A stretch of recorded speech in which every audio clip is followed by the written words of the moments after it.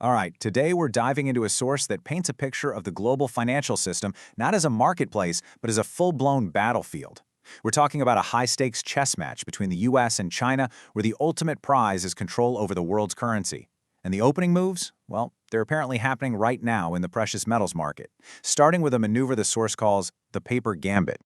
So the source material kicks right off with what it calls a paper smash, this sudden, really sharp drop in the price of silver and gold. But it alleges this wasn't just a normal market correction. No, this was a deliberate act, a kind of financial warfare that was designed to create a very specific illusion. And this quote right here, this gets to the absolute heart of the argument. The claim is that while all these Western investors were panicking over the falling prices, they were completely missing the real story. Those red candles on the chart, they were just a smokescreen for a much larger, much more strategic maneuver that was unfolding half a world away. This really illustrates the whole premise perfectly. The source argues that there are two parallel realities going on at the same time. You've got the West, where you see the paper price, futures contracts, derivatives, being manipulated downward, but in the East, the hidden move is all about physical metal. So those lower paper prices, they just made it way cheaper for the strategic players to load up on real tangible assets. So, while the West was distracted by all this, what was China's next move? Well, according to this source, it wasn't just a simple reaction. It was a huge signal that they were basically ready to flip the entire board over and start a whole new game. And that signal allegedly came in the form of this article.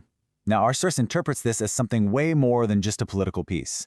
They see it as a direct marching order from President Xi himself, an order to build a powerful currency and really accelerate the international use of the yuan, explicitly tying its strength to China's national security. To really understand the power of this supposed move, we have to talk about gold. Now, this number you see here, that's China's official, publicly stated gold reserve.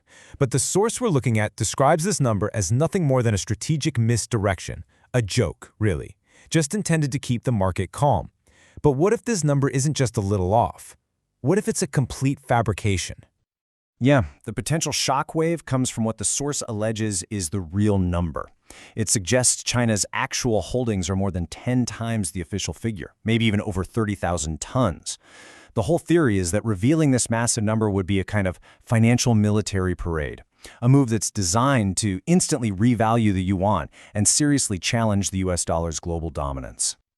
But how in the world is China supposedly accumulating all this metal so quickly?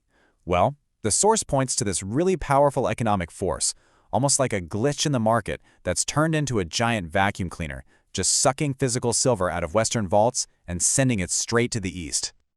And the mechanism behind this vacuum is a classic financial concept, arbitrage. In really simple terms, it's risk-free profit. You just buy something cheap in one place and at the same time sell it for a higher price somewhere else.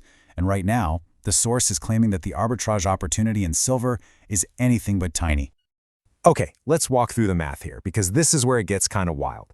The price of physical silver in Shanghai is so much higher than in New York that even after you add in taxes and all the shipping costs, this massive profit window opens up. The source calculates this as a stunning $34 of risk-free gain for every single ounce of silver moved from a vault in New York to one in Shanghai. It's basically free money. And here's the real twist. Who's in the best position to actually make this trade happen?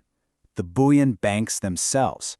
The analysis suggests that these institutions, because they're driven by profit, have every incentive to sell their own physical inventory, the West's strategic stockpile, to China to capture this incredible spread. So, in effect, they are literally being paid to empty their own vaults. As you can probably imagine, the source claims this huge, quiet transfer of a strategic asset has not gone unnoticed. It paints a picture of growing panic in Washington, where officials are supposedly waking up to the reality that they've been completely outmaneuvered. The source connects the dots using this timeline. The day right after the paper smash, which, remember, only made that arbitrage even more profitable, the State Department suddenly calls an emergency meeting of allies. The timing, according to this analysis, is no coincidence at all. It's a direct reaction. So, what was this meeting really about?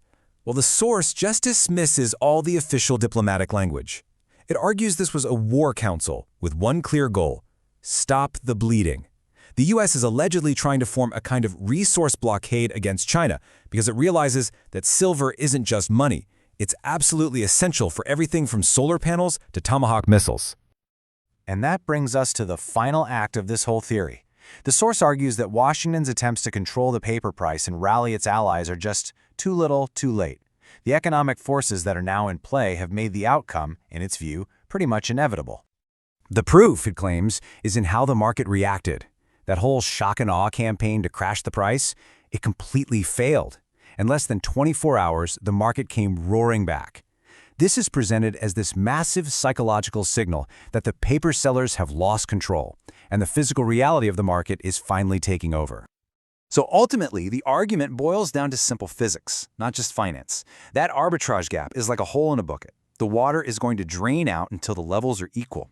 So the only way to stop the physical drain of silver, according to this analysis, is for the Western price to rise, and rise dramatically to meet the price in the East.